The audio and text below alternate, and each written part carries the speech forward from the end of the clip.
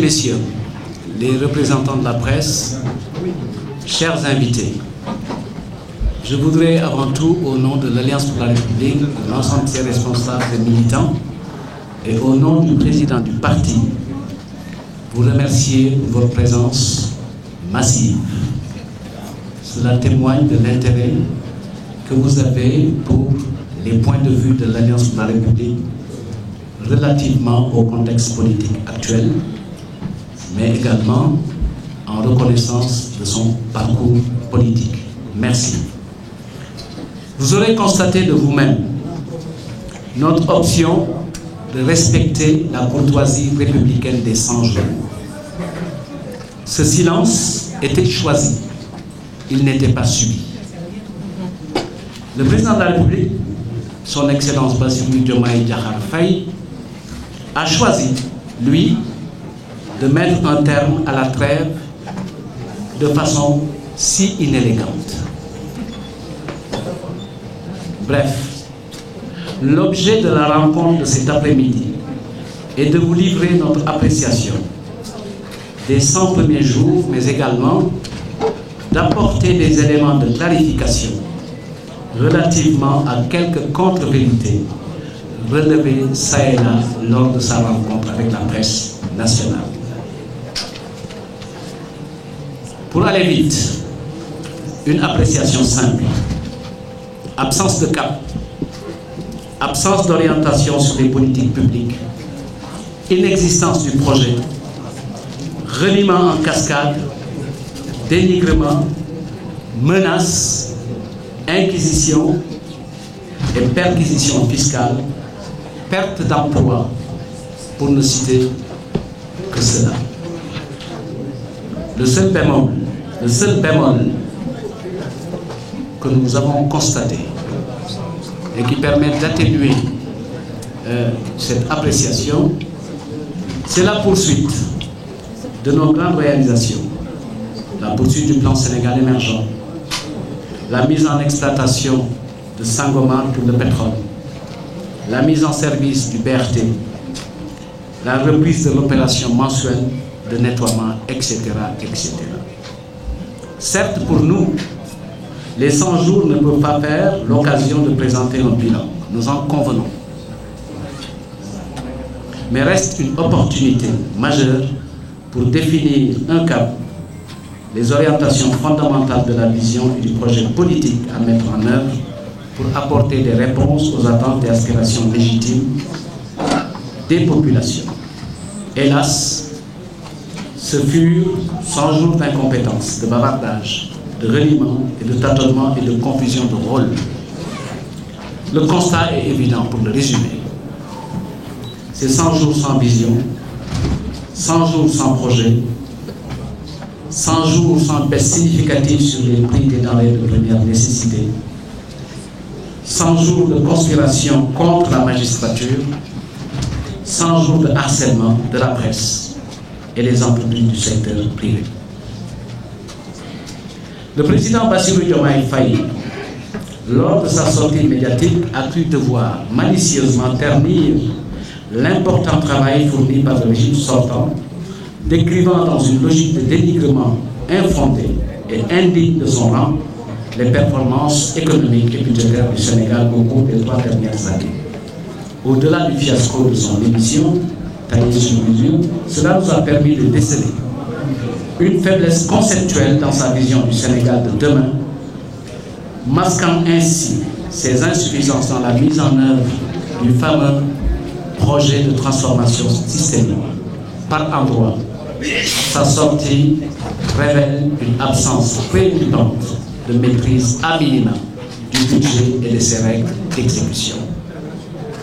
Il est important de rappeler qu'en dépit des événements violents de 2021, sciemment provoqués par son camp à des fins subversives notoires, le Sénégal a connu une croissance remarquable de 6,5%. Cela a été réalisé grâce à des efforts soutenus, une gestion des finances publiques saine, une stratégie pertinente d'amélioration de l'attractivité du pays et des réformes structurelles majeures. Ce travail a permis également de réaliser une croissance dynamique indéniable et des relations solides avec nos partenaires techniques et financiers. Cette consolidation budgétaire engagée grâce aux réformes entreprises pour mobiliser des recettes et rationaliser les dépenses a permis la réalisation d'infrastructures routières, aéroportuaires, portuaires, sportives, sanitaires, universitaires, judiciaires, sécuritaires, scolaires modernes qui ont radicalement transformé le pays en moins d'une décennie. La projection de croissance en 2023 à 8,8% aurait pu se réaliser si l'exploitation du pétrole et du gaz avait démarré comme prévu dans le dernier trimestre 2023. Cette croissance sera certainement entre 6 et 7%. L'économie sénégalaise, donc, est résiliente et dynamique, avec une croissance parmi les plus élevées du continent. Ce qui jure avec ce que le président Bassirou Diomaye a décrit de la situation. Répondant à certains aspects, puisque la deuxième perspective de cet exercice, c'est d'abord de vous donner notre appréciation, mais de répondre aussi à quelques éléments que nous considérons comme des contre-vérités. Et parmi ceux-ci, les plus saillants. Le premier porte sur les fonds politiques. À ce sujet, il convient de rappeler avec force l'engagement majeur du président Bassirou Diomaye Faye, maintes fois réitéré, de les supprimer sans délai, une fois arrivé au pouvoir. Ça, tout le monde l'a entendu plus de 50 fois. Malheureusement, sur ce point, comme sur beaucoup d'autres, c'est le reniement qui prévaut. Faute de les supprimer, le président Bassirou Diomaye Faye a décidé de les rebaptiser en fonds secrets après avoir avoué avoir commencé à les utiliser. Toujours sur ce point, le président Bassirou Diomaye Faye affirme sans sourciller qu'il n'a rien trouvé en arrivant au pouvoir. Cette réponse traduit son ignorance manifeste des règles et mieux, un défaut palpable de coordination avec ses services dont il vante curieusement les compétences. Ce qu'il est convenu d'appeler fonds politiques de la présidence de la République sont des fonds votés à l'Assemblée nationale dans les rubriques et les montants ci-après dans la loi de finances initiale 2024. 3 rubriques. La première, c'est ce qu'on appelle les fonds de solidarité africaine, votés à un montant de 2 156 296 000 francs. La deuxième, ce sont les fonds spéciaux de la présidence de la République à hauteur de 3,5 milliards de francs. Et la troisième, ce sont les fonds d'intervention sociale de la présidence de la République pour 2,3 milliards. Au total, cela fait 7 956 296 000 francs, ce qu'on appelle les fonds d'un montant de 8 milliards à peu près. Ces fonds que je viens d'évoquer et de détailler rubrique par rubrique existent et sont votés par l'Assemblée nationale depuis plusieurs décennies, sans subir une quelconque variation, ni à la hausse, ni à la baisse. Des présidents Senghor à Macky Sall, en passant par les présidents Abdou Diouf et Abdoulaye Wade, aucun chef d'État n'a eu le manque de pudeur et l'inélégance de mettre cette question d'ordre stratégique sur la place publique. Pour rappel, ces fonds sont mobilisés conformément aux règles d'exécution budgétaire qui font l'objet d'un rapport trimestriel communiqué à la représentation nationale. Il ne s'agit pas d'argent logé dans les placards de la présidence de la République, puisqu'un examen attentif du rapport d'exécution du budget au premier trimestre 2024, publié par le ministère des Finances et du Budget, actuellement sur le site du ministère, permet de se rendre compte que le budget 2024 n'a été utilisé qu'à concurrence de 24,3%. D'ailleurs, le président Bassirou Diomaye Faye le reconnaît en affirmant avoir utilisé ces fonds pour soutenir des personnes malades qui avaient besoin d'assistance. La question qui se pose, où aurait-il pu trouver cet argent si ce n'est dans la mise en œuvre de ces 10 fonds? Un deuxième point qui appelle une clarification, ce sont les stocks de sécurité. Le président Diomaye a trouvé un pays bien approvisionné, avec une réserve sécuritaire et un permis de faire fonctionner le Sénégal naturellement et normalement. L'affabulation sur le chargement du navire pétrolier relève de l'hérésie, puisque le président Bassirou Diomaye Faye apprendra que les déchargements de nos commandes pétrolières ont toujours été effectués au rythme des acomptes versés par l'État à ses fournisseurs, ce qui a permis au Sénégal depuis plus d'une décennie de rompre avec les délestages. Sur la question du prix de l'eau, fixé par arrêté ministériel et non par décret comme lui l'affirme, il convient de souligner que l'État du Sénégal a conclu avec Sen'Eau, société dans laquelle l'État du Sénégal est majoritaire et l'actionnaire majoritaire avec les employés sénégalais. Une convention exige de l'État la garantie de l'équilibre financier et des évaluations périodiques du prix de l'eau. Il ne s'agit ni plus ni moins du respect d'un engagement contractuel de l'État du Sénégal.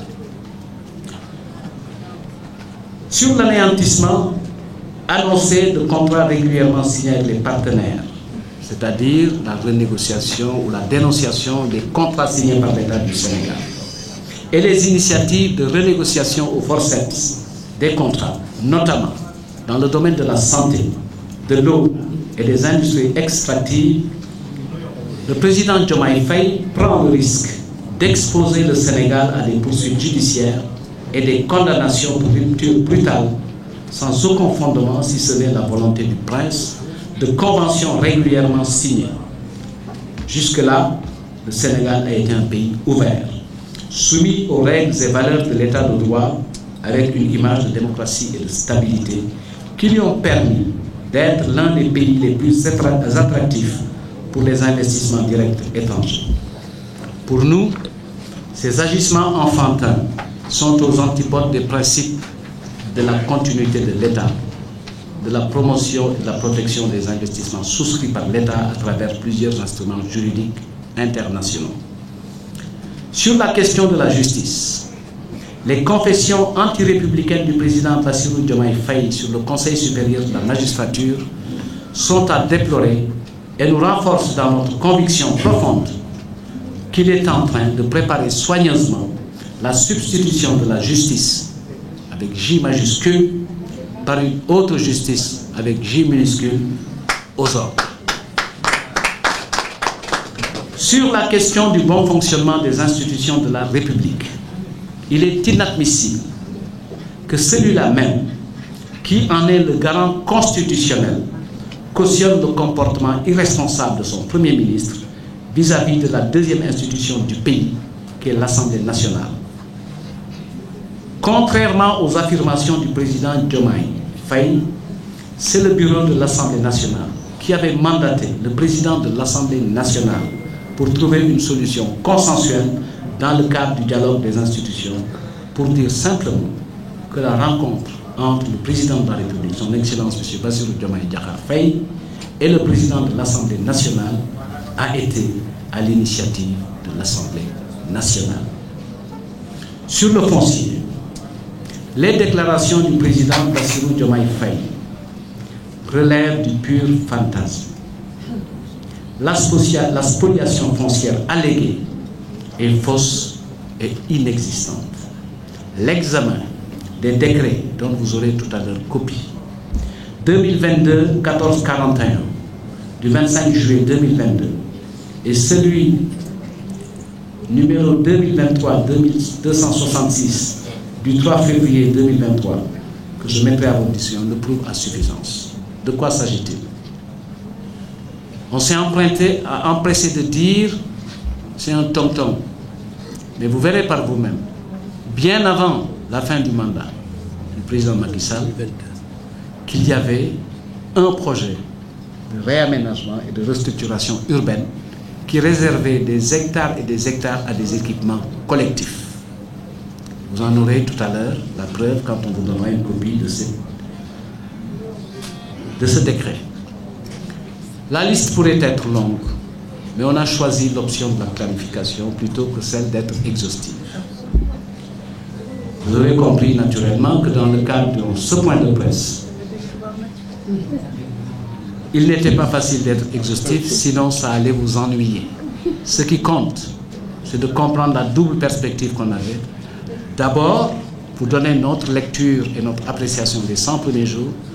Ensuite, revenir sur quelques points qui nous semblent être des contre-vérités. C'est ça qu'on a voulu faire. Pour terminer, deux choses simples. La première, c'est un rappel utile qui a été notre guide et notre viatique tout le temps où on a été au pouvoir. C'est d'être chevillé à l'éthique de responsabilité pour des gouvernants. Pour des gouvernants, l'éthique, c'est l'éthique de responsabilité et non celle du bouc émissaire, c'est-à-dire chercher partout des coupables.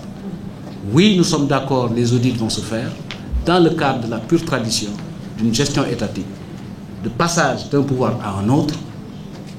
Il n'y a pas de problème. Nous voulons de l'audit, nous voulons des audits, mais nous ne voulons pas de chasse aux sorcières et nous ferons face pour ça. Il est aujourd'hui clair, pour terminer, que le temps est à la mobilisation.